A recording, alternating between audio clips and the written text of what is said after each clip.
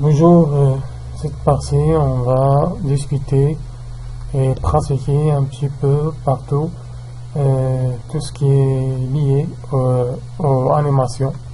Quand on parle de l'animation, il y a l'idée de faire des événements et des transitions pour les éléments HTML, même des rotations. Alors CSS a cette potentialité.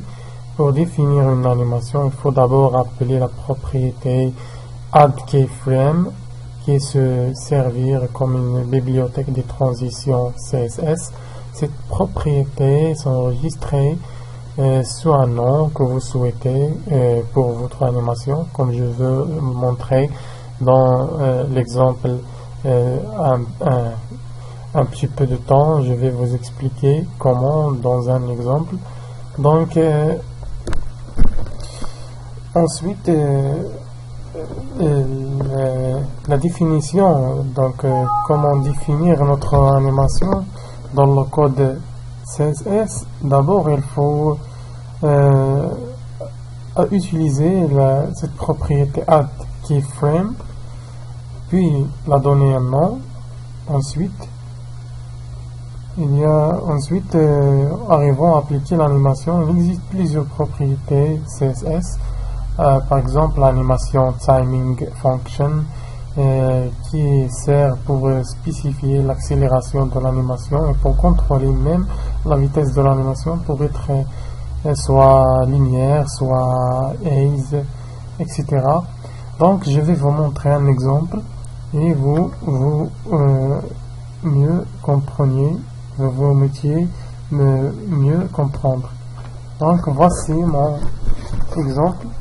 Ici, pour définir, j'ai un div, code HTML. Lorsque je serve sur ce div, je vais appliquer une animation. Donc, div hover, appliquer animation. Cette animation appelée mouvement. Cette animation a la durée de 2 secondes et elle passe en 3 étapes. Donc, on va créer premièrement une animation qui s'appelle mouvement. Donc, en écrivant addKeyFrame, mouvement, on ouvre les deux accolades et on spécifie notre 3 étapes.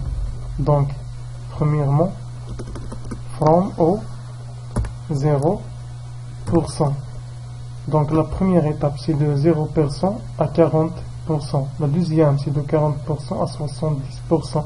La troisième, c'est de 70% à 85%. Donc, ce sont les 3 étapes spécifiées. Même j'ai ici 4 étapes. Donc, je peux écrire ici 4. Donc, vous pouvez d'abord définir votre div en code CSS. Puis, à l'instant, dans l'étape première, l'étape de départ, donc l'étape de départ et l'étape finale ne se comptaient pas. Donc, juste 3 étapes. Donc, je vais appliquer une transformation qui sert à la translation de l'élément selon l'axe X. Donc, selon l'axe X, je vais le translater de 0 pixel, c'est-à-dire rien. Ça montre. Donc, puis de 40% à l'étape 40%, je vais le translacer selon l'axe Y de 320 pixels. Et vous pouvez même, si vous voulez, dans la partie négative de l'axe des ordonnées, vous pouvez ajouter un moins, mais je vais laisser plus 320 pixels. Donc, puis sur l'axe X, encore une fois 320 pixels, puis sur l'axe Y 500 pixels, et enfin elle s'arrive à l'axe X 500 pixels et retourner même et l'animation va stopper. Donc c'est le délai avant de commencer l'animation, le délai qui va la durée de l'animation, et c'est les étapes. Vous voyez quand je serve.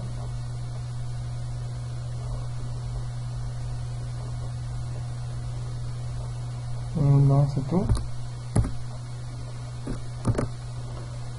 Je vais maintenant faire translate et je vais la donner deux coordonnées. Donc translate est 0 pixel, puis la deuxième coordonnée sur Y c'est 0 pixel, donc c'est X, et le deuxième c'est Y. Donc translate ici même, ici,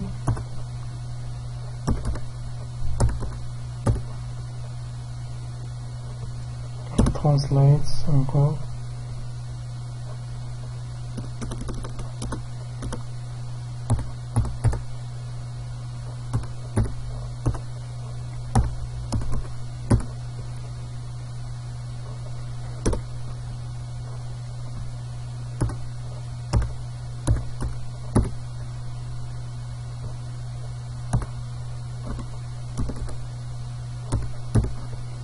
donc c'est la deuxième méthode que vous pouvez utiliser pour utiliser le pour appliquer des translations.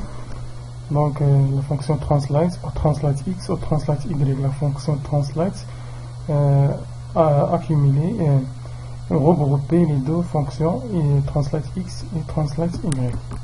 Donc on voyait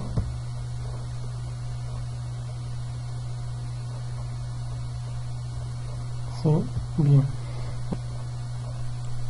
Et vous pouvez même utiliser les rotations, donc tout simplement supprimer par exemple ici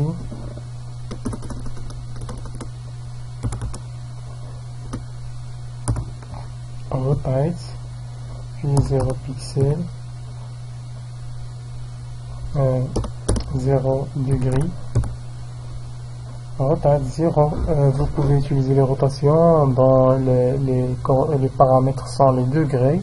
Donc à l'étape 0 c'est l'étape de départ, on donne 0 degré, et à la deuxième étape on la donne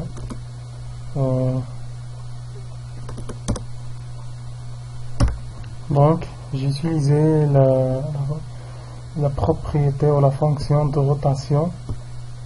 Donc je vais exécuter ce code et vous pouvez remarquer les différences. Comme vous voyez, c'est très joli, très simple et même très impeccable, plus impeccable pour les sites. Donc je vous laisse dans cette point là et on se verra la prochaine fois avec une autre astuce.